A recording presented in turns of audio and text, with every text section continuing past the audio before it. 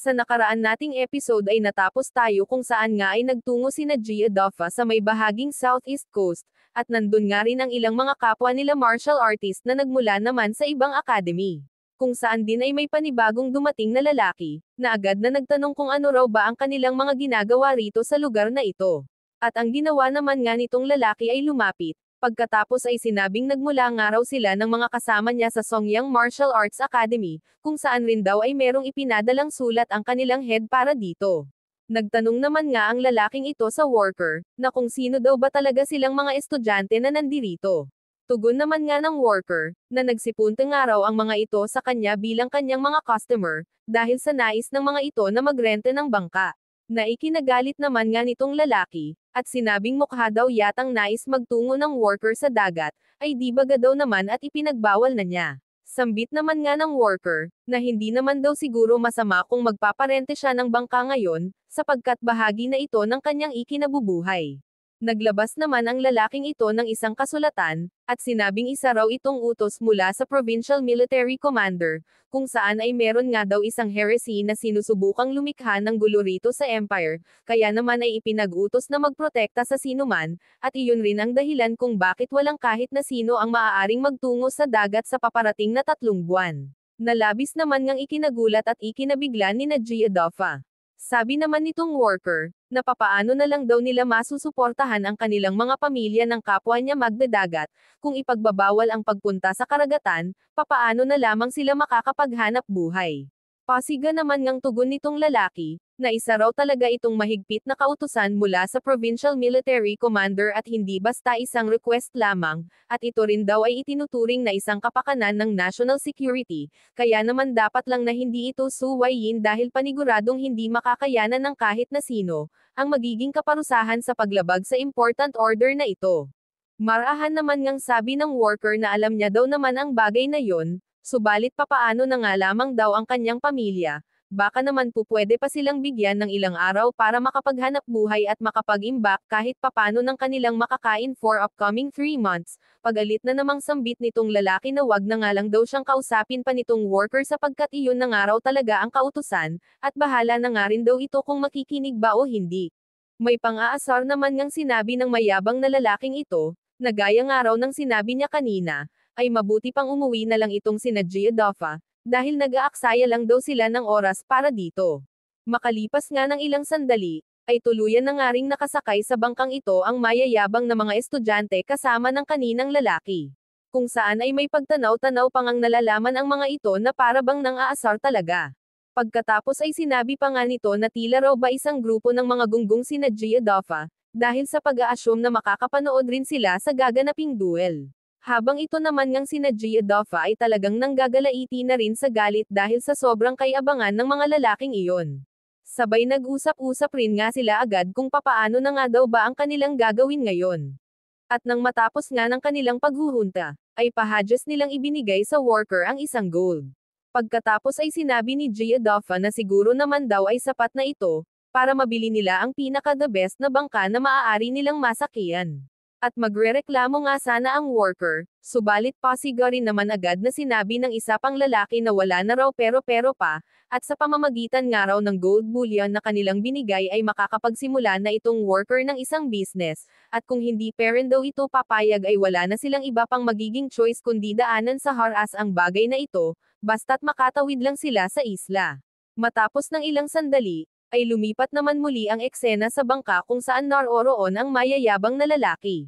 Kung saan ay sinabi ng lalaki na balita niya raw ay sadyang mga brutal ang magduduel sa isla, kaya dapat raw ay magdoble ingat itong mayayabang na lalaking ito oras na nasa isla na sila, sambit naman nga ng mayabang na oo raw naman mag-iingat talaga sila, at saka isa pa ay labis rin daw siyang nagpapasalamat sa pagpapaalala nitong lalaki, at tiyak rin daw na ikatutuwa ito ng kanilang head once na makwento niya ang tungkol rito pagkabalik nila sa academy. Hanggang sa maya-maya nga rin lang ay biglang ibinalita ng isang tauhan, na meron nga daw isang hindi kilalang bangka ang malapit sa kanila. Na agad rin naman ngang tiningnan ng mayayabang, pagkatapos ay sinabing mukha raw yatang sina Gia Doffa ang nakasakay doon. Kaya naman nga ay ipinag-utos rin agad ng lalaking ito sa mga tauhan, na bangguin at sirain daw nila ang bangkang iyon. At makikita nga na unti-unti nang nilalapitan ng mga mayayabang ang bangkang sinasakyan ni Doffa, kaya naman ay medyo natatarante na rin sila, dahil kutob na rin nilang may balak na gawing masama ang mga ito. Habang ang mayabang naman ngang ito ay tila ba natutuwa pa talaga sa nangyayari. Sabi pa nito na mukha raw yatang walang kaalam-alam sina Doffa sa pagpapalayag ng bangka, kaya naman mabuti pa raw na tuluyan na nila itong palubugin. At yun na nga sa isang malakas na salpok lang, ay natimbuwang agad ang bangka ni Doffa, dahilan nga para manggahulog silang lahat sa tubig. Kung saan ay napagpasyahan nga rin agad nila na kuhain ang mga lumulutang na kahoy mula sa nawasak na bangka, upang gawin nilang pinakang palutang at hawakan nang sa ganon ay di sila masyadong mahirapan. At habang palutang-lutang nga silang lahat, ay makikita rin ang sama ng loob na kanilang nararamdaman, lalong higit ang matinding galit nila sa mayayabang na lalaki, dahil raw sa napakadumi ng tricks na ginagamit ng mga ito. At ito naman ngang mayayabang na ito ay todo pa sa paghagalpak sa pagtatawa, dahil talaga raw mga losers sina Doffa. Pagkaraan pa ng mga ilang sandali, ay makikitang meron na namang bangka malapit sa mayayabang na ito. Na agad rin naman ngang binalita ulit ng tauhan, kaya naman ay agad ring tinanong ng lalaki kung meron daw bang watawat na makikita sa bangkang iyon upang kanilang malaman kung saan yun nagmula. Tugon naman nga ng tauhan na wala raw siyang nakitang anumang watawat, kaya naman rin ay ipinag-utos agad ng lalaki na kailangan raw nilang bilisan ng pagpapatakbo rito sa bangka. Sa puntong ang ito ay makikitang si Wei Changgang ang sakay ng bangkang nabanggit kanina, kasama ang tauhan nito at si Xiaojing na kanilang dinakip. Kung saan nga habang nakaupo lamang si Changgang, ay sinabi ni Xiaojing na di niya raw inaakalang ang isang grandmaster na tulad nito, ay magagawa lamang namang kidnap ng isang powerless na babaeng tulad niya. Sambit naman ng tauhan, na wag na raw mabahala pa itong si Xiaojing sapagkat ang nais lang raw naman nila ay si Lin Haotian, at kapag raw nakipag-meet na ito sa kanila ay pakakawalan na rin nila siya, at habang nandirito pa nga daw siya ay mabuting manahimik na lang muna siya at wag nang gumawa pa ng ikagagalit ni Wei Changgang. At maya-maya nga rin lang ay may biglang sumigaw mula sa bangka ng mayayabang, at sinabing sila daw ay isang navy at nandirito sila ngayon para magpatrol sa ilalim ng kautusan mula sa Provincial Military Commander. Dagdag pang sabi na patigilan na rin daw agad ngayon ni na Wei Changgang itong kanilang bangka para sa inspeksyon na gagawin. Subalit dahil nga sa hindi sumasagot sina Changgang, ay agad na nagtanong ang tauhan kung ano na daw ba ang dapat nilang gawin ngayon, kaya naman nga agad na tugon ng lalaki, na ano pa nga daw ba edi banggain ang bangkang iyon at palubugin gaya ng ginawa nila kanina kana Doffa. Sambit naman nitong mayabang, na mukhang may isa na naman nga daw na grupo ng mga stupido, sapagkat sinusuway daw ng mga iyon ang sinabi nila kanina kahit pa ipinahayag na nilang mula sila sa Navy.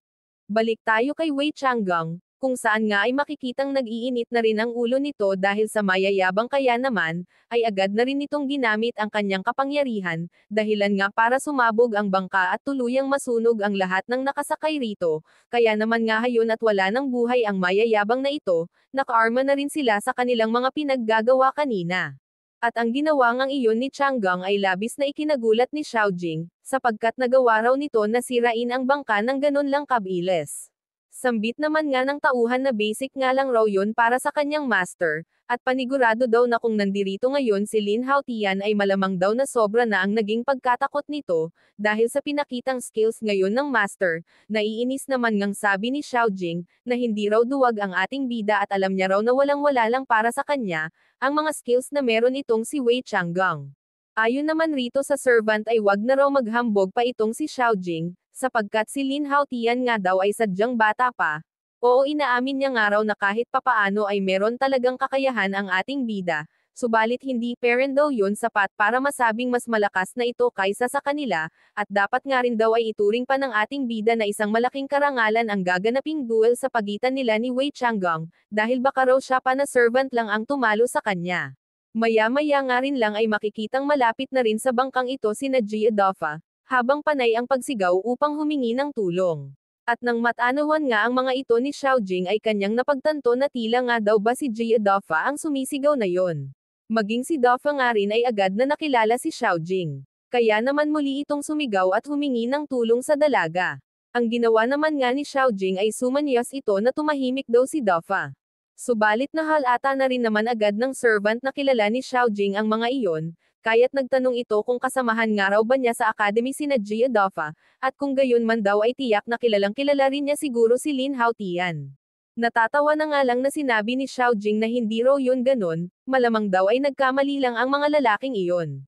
Ngunit kahit nga ano pang sabihin ng dalaga, ay napag-alaman na agad ng servant na sinusubukan lang nitong pagtakpan ang lahat. Kaya naman nga ang ginawa nito ay tinulungan sina Gia Doffa, na ipinagpasalamat rin naman nga nila kaagad, sabay tanong rin ng servant sa kanila kung ano nga raw ba ang ginagawa nila sa lugar na ito. At marahan ngang sinabi ni Doffa na narinig nga raw nilang si Wei Changgang mula sa Holy Fire Religion, ay magkakaroon ng duel laban kay Lin Haotian sa Blackstone Island kaya naman sila na mga estudyante mula sa Martial Arts Academy ay ninanais na ito'y mapanood, sambit naman nga ng servant na kung gayon daw pala ay pareho lamang sila ng patutunguhan ngayon. Kaya naman ay agad ring tanong ni Doffa kung manunood rin daw ba ito ng duel. Sabi rin niya na mag-ingat rin daw sana itong servant dahil meron nga daw Navy na nagpapatrol dito, kaya naman kung maaari ay iwasan nilang makita sila ng mga yon, hihihi ang hindi alam ni Gia Doffa ay tuluyan nang nasunog ang mga yon. At yun na nga sinabi ng servant na wag na nga raw mabahala pa sina Doffa. Dahil imposible daw na magpakita pa ang mga yon dito, na tinanong rin naman nga agad ni Doffa na kaya raw ba hindi na ang mga yon magpapakita pa ay dahil close sila sa isa't isa. Ngunit di na nga lang sumagot pa ang servant. Kaya naman nga ang ginawa na lang ni Doffa ay kanyang tinanong, kung nasa saan na nga raw ba ang kaninang babae na nakatayo rito sapagkat kilala nga daw nila yon, dahil pareho lamang sila ng academy na pinapasukan. Tugon naman ng servant, na makikita rin daw nila ang dalagang iyon mamaya. Pagkaraan nga ng ilan pang mga oras, sa wakas ay nakarating na rin sila dito sa isla. Kung saan ay dinala sila nitong servant, sa isang silid na medyo madilim at tila ba di kaaya-ayang lugar. Sabay tanong rin naman muli ni Doffa, kung nandirito nga daw ba si Xiaojing. Ngunit imbis na sagutin ng servant ang tanong, ang ginawa nito ay pinatunog ang daliri na may kung anong ibig sabihin. At dahil nga sa ginawang ito ng servant, ay bigla na lang may lumabas na kung anong uri ng tila ba salamangka mula sa mga ilaw, na kumalat rin naman nga agad sa buong palibot nila, dahilan para mapatulala na lamang silang lahat hanggang sa di na rin nila namalayan kung anong nangyari. At yun na nga matapos ang ilang sandali, sa isang kulungan ay heto nga si Gia Doffa, at bago pa lang ulit nagkakamalay. Kung saan rin ay nakita niyang nakakulong na silang lahat. At labis nga rin siyang nanggalaiti sa galit nang ma-realize niyang nahulog sila sa ginawang patibong ng servant. Sambit naman ni Xiaojing na ang mga kulungan nga raw na ito ay gawa sa bakal, kaya naman tiyak na mahihirapan silang makalabas mula rito. Sabi naman ni Doffa na nakita nga raw nila kanina itong si Xiaojing dun sa bangka, pero bakit di man lang daw ito tumakas? Sagot naman nga ng dalaga na ilang beses na rin nga daw niya iyong sinubukang gawin, subalit higit raw talagang mas malakas ang mga yon sa kanya kaya wala siyang nagawa. Sambit naman nitong lalaking dilaw ang buhok, na dahil nga raw si Lin Haotian ang target ni na Wei Changgang, panigurado daw na talagang magiging malupit rin ang mga iyon sa kanila, dahil sa iisa lang ang academy na kanilang pinagmulan. Marahan naman ngang sabi ni Xiaojing, na wag na raw mag-alala pa ang mga ito, dahil si Lin Haotian daw naman talaga ang target ng mga yon at hindi sila, at kaya nga lang daw sila kinulong rito ay upang siguraduhing magpapakita at pupunta talaga rito ang ating bida. Sambit naman muli ng lalaking dilaw ang buhok, na alam daw naman nilang lahat na nagawang mapaslang ni Wei Changgang ang 8 masters na nakalaban nito dati sa isang iglap lang, kaya papaano daw kung hindi manalo rito ang ating bida. Malakas naman ngang sinabi ni Gia Doffa na sigurado daw siyang ang ating bida talaga ang magtatagumpay. Kinabukasan dito parents sa Blackstone Island, ay makikita nga na marami ng tao sa may gilid ng katubigan, kung saan ay nandirito na din sina Gia Doffa subalit sila nga ay mga nakakadena parent at bihag ng servant. Kung saan nga nang makita sila ng kalalakihang ito, ay agad ring napagtanto ng mga ito na base nga raw sa kanilang mga kasuotan ay tiyak na nagmula nga raw sila sa Martial Arts Academy ng Ling Prefecture, subalit ayon naman nga dito sa isa, na bakit raw ganun na nakagapos ang kanilang mga kamay, hindi raw kaya nahuli sila ng mga kalaban nila. Balik tayo kana Doffa, kung saan ay sinabi nito na bakit raw yata madaming tao ang nagtungo rito para manood ng duel, papaano daw naman kaya ng mga ito nalaman ang tungkol sa gaganaping laban ngayon. Sambit naman nga ng servant na sila nga raw ang nagpakalat ng balita tungkol sa bagay na ito.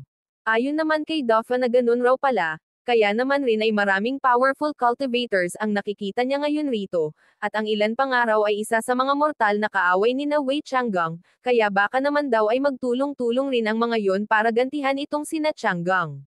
May pagyayabang naman ngang sinabi ng servant na katawa-tawa raw ang sinabi ni Doffa, sapagkat wala raw namang binatbat ang mga yon sa kanyang master, kaya kahit pa raw magtulong-tulong pa ang mga ito ay wala lang silang mapapala. Sabi pa nito na ang nais nga lang raw nila ngayon ay ang makalaban si Lin Haotian, kaya naman sana rin daw ay panooding mabuti ni Gia Doffa kung papaano tatalunan ng kanyang master Changgang ang ating bida, at pag nga daw nangyari na ang bagay na yon, ay mapapasailalim na rin nila ang lahat at mapapasunod sa kanilang mga gusto. Maya-maya nga rin lang ay bigla na lamang lumipad sa itaas si Wei Changgang habang napapalibutan pa ito ng naglalagablab na apoy na kanyang kapangyarihan. Aba at nagmalabulalakaw pa talaga ang matandang ito. At sa bandang ang ito bumaba si Changgang, kung saan ay umupo rin ito kaagad at tahimik lamang halatang naghahanda sa pupwedeng mangyari. Kung saan nga rin nang makita ito ni Doffa, ay naisip niyang hindi nga raw pala talaga nakakapagtaka kung bakit kilala talaga ito bilang isang Grandmaster, dahil di rin daw niya magawang gumalaw agad matapos niyang masaksihan ang kapangyarihan na meron ang matandang ito. Hanggang sa maya-maya nga rin lang, ay may bigla na lamang nagsisugudan kay Wei Changgang, at halatang galit nga ang mga ito at gustong maghiganti sa matanda, at ang apat na lalaki ngang ito ay sina Shen Zui with the Purple Storm Knife, Gu Changsheng isang Almighty Master, Zhao Tiancheng ang Boxing Master, at si Yang Shaoqing with the Sunset Soul Spear. Ngunit kahit nga apat na agad ang sumugod rito sa matanda, ay parang baliwala lang ito at mukhang naging maganda pa itong pabor para dito. Hanggang sa bigla na nga rin lamang itong nagpasabog ng malakas, dahilan para manggasunog rin agad ang kanyang mga kalaban, at sa puntong ang ito ay para bang may isang bulkan na sumabog, dahil sa laki ng apoy na naidulot ng matanda. At ang pangyayari ngang ito ay labis na ikinagulat ng lahat ng nakasaksi, kung saan ay sinabi pa nga ng isa na mukha raw yatang wala nang magiging laban pa si Lin Haotian. Hanggang sa maya-maya nga rin lang ang isang lalaking ito, ay bigla na lamang malakas na sinabi sa lahat na tumingin raw sa banda doon. Kung saan nga ay makikita sa bahaging ito ang isang dambuhalang alon. Na ipinagpanik naman nga ng lahat, dahil sa isa raw yata itong tsunami kaya naman dapat raw ay magtungo agad sila sa mataas na lugar. At ang dambuhalang alon nga na ito ay kagagawan ng ating bida, syempre dapat may pasabog agad pagkadating palang diba, kung si Changgang nga may paapoy kanina, syempre itong ating bida naman ay may paalon effect, ang siyang magpupuksa sa mapanganib na apoy. Iba ka talaga idol, sana all hehehe. At habang nakatingin nga itong matanda ay sinabi rin nito agad, na mabuti raw naman at naisipan pa ng ating bida na sumulpat rito, dahil akala raw niya ay tuluyan na siyang sumuko at naduwag. At habang nasa itaas nga lang ang ating bida, ay agad rin naman itong sinundan ni Changgang. Sabay may pagmamayabang rin itong sinabi na hahayaan niya daw munang makapagsalita ang ating bida, bago niya siya tuluyang paslangin. Sambit naman nga ng ating bida, na kahit ano pa raw ang sabihin nitong matanda ay hinding-hindi siya matatakot or mababahala, baka nga raw ito ang kinakabahan na ngayon pa lang. Nalabis naman ngang ikinagalit ng matanda, kaya't naglabas agad ito ng kanyang skills na tinatawag na Sunset Flame Cut, pagkatapos ay agad ring pinakawalan at ipinang-atake rito sa ating bida. Ngunit kanya rin naman agad itong naiwasan sa kalmadong pamamaraan na para bang walang nangyari. Kaya naman ay muling naghanda ang matanda ng kasunod na pang-atake, subalit parang ang baliwala lang ito sa ating bida, sabay pinatamaan niya nga ang Sunset Flame Cut na ito ng matanda, dahilan para sumabog lang ito ng basta. Pagkatapos ay mariin niya ring tiningnan ang matanda na may malalim na ibig sabihin. Abangan sa next video natin kung ano pa ang mga nakaka-excite na mangyayari. Papaano kaya ang gagawin ng bawat isa para sa duel na ito, at sino nga kaya ang magtatagumpay at tuluyang mababawian ng buhay? Pakatutukan lamang po ang lahat dito sa ating YouTube channel na Manhwa Tagalog Recap Second. Kung nagustuhan nyo rin po ang episode natin ngayon ay paki-like naman po ito mga idol. Huwag na rin kayong mahiya pa na mag-iwan ng inyong komento at saloobin tungkol sa inyong napanood ngayon. Please don't forget to share and subscribe na rin po para sa lahat ng mga hindi pa nakaka-subscribe sa ating channel. Syempre wag nyo na rin pong kalimutan na i-hit ang notification bell para lagi kayong updated sa mga next video natin. Sana po ay nag-enjoy kayo sa inyong panonood mga idol. Thank you po.